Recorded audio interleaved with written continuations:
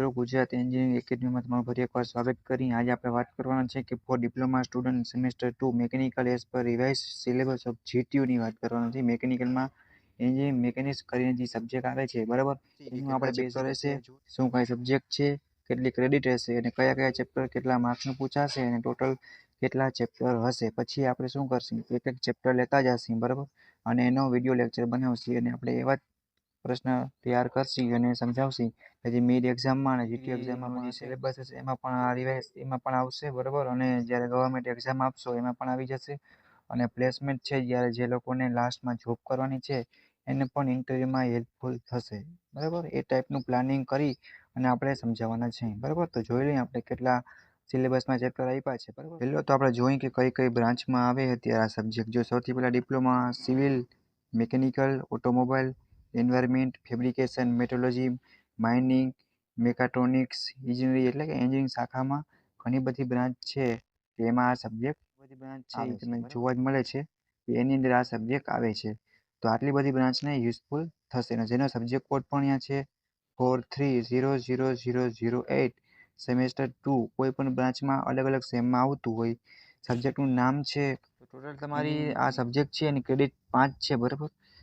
મિડના marks અને એ બધું થઈને ટોટલ 30 માર્ક થશે. 70 માર્કની જીટીયુ એક્ઝામ બોર્ડની આપણે હશે અને બાકી એન્ડ સેમેસ્ટર એક્ઝામ છે, સીએ, એ બધું ટોટલ તમારા કોલેજના રૂલ્સ પ્રમાણે હશે.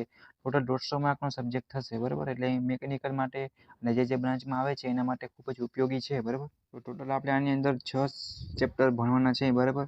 પહેલા આવશે બેઝિક ઓફ મશીન, પછી આવશે સમતલીય સંગામી બોર્ડ, બરાબર. ગુજરાતીમાં મેં લખ્યું છે અને ઇંગ્લિશમાં પણ તમારી સામે જ છે, બરાબર. ત્રીજો હશે moment of force and parallel force, બરાબર. પછી centroid and centre of gravity, friction એટલે કે ઘર્ષણ, અને સિમ્પલ લિફ્ટિંગ મશીન એટલે કે સાદા ઉચક યંત્રો, બરાબર. તેનો બધોય ટોટલ કેટલા માર્ક્સમાં પૂછાય. પહેલું ચેપ્ટર છે 6 માર્ક્સમાં હશે, બીજું 14 માર્ક્સમાં હશે, ત્રીજું પણ 14માં, ચોથું 10 માર્કમાં અને પાંચમું છે, બરાબર, એ 12 માર્ક્સમાં અને છઠ્ઠું છે જે 14 માર્ક્સમાં હશે. ટોટલ એમ કરીને આપણે 70 માર્કની જીટીયુની એક્ઝામ હશે, બરાબર.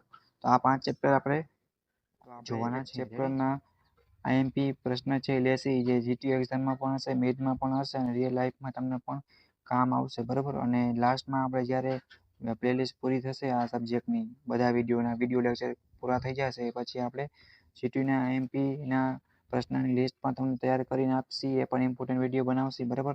તમારા બધા ફ્રેન્ડને પણ શેર કરજો, કેમ કે ઘણીવાર આ સબ્જેક્ટ આમાં દાખલા ને બધું ઘણું આવતું હોય. ટેકનિકલ થોડુંક વધારે ચાલુ થશે, પહેલા સેમ જેવું નહીં હોય, તો આપણે પહેલા ધ્યાન દેવી પડશે. તો તમે સબસ્ક્રાઇબ કરીને બેલ આઇકનમાં પ્રેસ કરી દો, જેથી કરીને કોઈ પણ નવો વિડીયો આવે તો તમે એનો સીધો લાભ લઈ શકો, બરાબર. તમને કોઈ ડાઉટ ક્વેરી હોય તો તમે કોમેન્ટ કરીને પૂછી શકશો, કોઈ પણ બ્રાન્ચ હશે, બરાબર. કાંઈ પણ ડાઉટ હોય.